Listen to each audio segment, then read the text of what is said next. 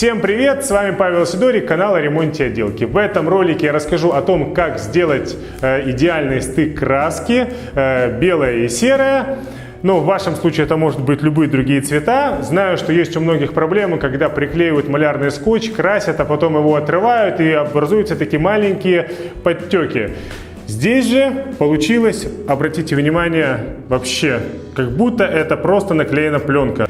После того, как вы покрасили стык, допустим, двух цветов краски, вам надо сразу же отрывать малярный скотч. В противном случае она засохнет, и когда вы будете отрывать малярный скотч, она будет такими лохмотьями висеть по краю. Для того, чтобы стык краски получился красивым, надо использовать акриловую краску. В данном случае мы будем использовать краску Олдста. Интерьерная акриловая краска, она подходит для стен и потолков. Когда вы работаете с краской, удобно использовать такие вот медицинские хирургические перчатки. Они стоят копейки, и их не жалко выкинуть. Любую краску перед использованием, после того, как вы открываете, следует перемешать. Если у вас есть венчик и миксер, лучше, конечно же, сделать это миксером. У меня на этом объекте венчика для краски нет, поэтому я использую подручные средства. Перемешивать надо очень хорошо. Еще один совет. Никогда не берите краску напрямую с ведра. Вы можете занести туда мусор. Поэтому в любом случае надо использовать какую-то отдельную емкость. У меня это будет вот такая вот раскатка. Для того, чтобы не пачкать раскатку, ее можно обернуть клеенкой. Для того, чтобы клеенка прилипла, раскатку достаточно побрызгать водой. И клеенка сама по себе прилипнет к раскатке. Плюс дополнительно ее еще можно обернуть скотчем. Ну а если вам раскатку не жалко, то, конечно же, можно не заморачиваться. Тем более, что стоит она недорого.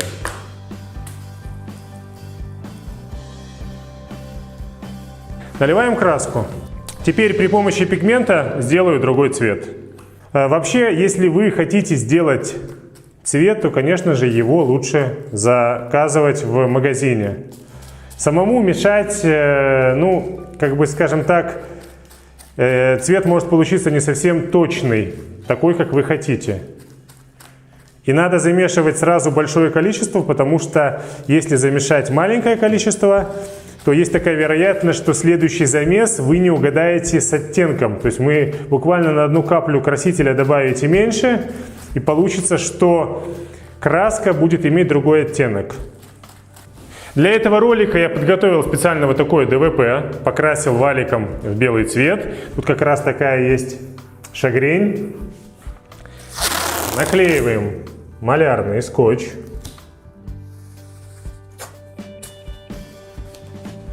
Прижимаем его. Это можно сделать каким-нибудь предметом. Вот можно взять и кисточкой в целлофане прижать. Так как на поверхности есть определенная шагрень, то скотч не совсем плотно прилипает. И если очень-очень сильно пригладить обычный скотч, есть такая вероятность, что он вырвет краску. Вообще скотч лучше использовать на восковой основе, парафинированный. В данном случае я часто использую Дельфин. Есть еще 3M, есть Мотив, ну, короче, много разных фирм, которые продают скотч на восковой основе. Красить я буду обычным валиком. Ну, он не совсем обычный, это анзовский валик, вот как он устроен. Соответственно, здесь в нем нет никаких частей, которые ржавеют. И периодически на каждый объект покупаются вот такие вот насадки-валики. Ручка остается старая. Это к тому, что в комментариях очень часто спрашивают, какими валиками вы красите. Крашу, если валиками, то валики Анза. Насадка из микрофибры. 8 мм длина ворса. Значит, собственно, весь секрет того, чтобы стык краски получился ровненький, без затекания под скотч. Для этого нам надо взять краску того же цвета, что и фон, в нашем случае это белая, и просто прокрасить край скотча.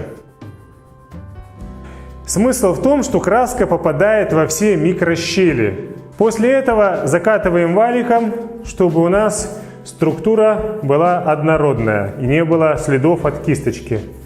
Получается, что краска заполнила все микрощели, которые тут есть. Теперь нам остается подождать, пока она высохнет, и нанести уже краску другого цвета. В данном случае это будет серая. Теперь, когда краска белая высохла, можно наносить контрастную серую. Кстати, если вам надо сделать перерыв, то не обязательно мыть валики и кисточки, можно их просто завернуть в целлофан.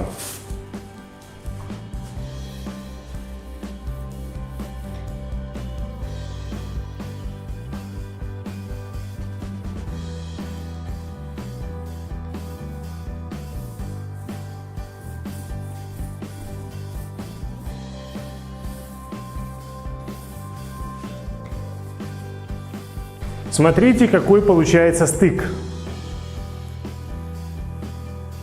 Идеальный.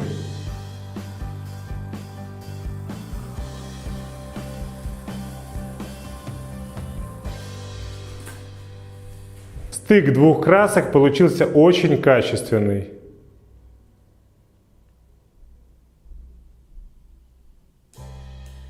Друзья, всем спасибо за просмотр. Если мое видео про идеальный стык краски было вам полезно, конечно же, поставьте лайк, подписывайтесь на канал. До новых встреч!